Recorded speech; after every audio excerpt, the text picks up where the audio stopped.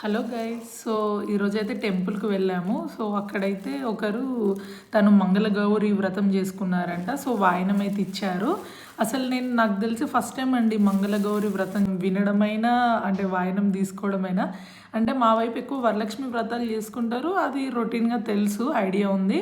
But Mangala Gauri పూజ గురించి కానీ వాటి వాయనాల గురించి అయితే అస్సలు ఐడియా లేదు. అది ఎవ్రీ ఇయర్ 5 మెంబర్స్ ఇంక్రీజ్ చేసుకుంటూ ఉంటారంట. తనది ఇది ఇప్పుడు 4th ఇయర్ అంట. అయితే ఇప్పుడు 20 మెంబర్స్కి ఇవ్వాలంట. సో 20 మెంబర్స్ అంటే ఇంటి దగ్గర ఉండరు కదా, సో అందుకే గుళ్ళోకి అయితే తీసుకొచ్చారు, గుడి దగ్గర అందరికి ఇచ్చారు. మీకు ఈ వ్రతం గురించి ఏమైనా ఐడియా ఉందా అండి? ఐడియా ఉంటే కామెంట్ చేయండి. సో ఇందులో కూడా సేమ్ నార్మల్ వాయనంలానే ఇచ్చారు.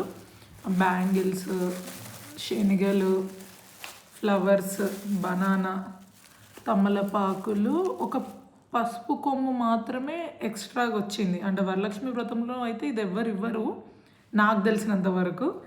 ఇందులో అయితే ఇది ఒక్కటి ఎక్స్ట్రాగా ఉంది. మీకు ఐడియా ఉందా అండి మంగళగౌరి వ్రతం గురించి? ఉంటే కామెంట్ చేయండి.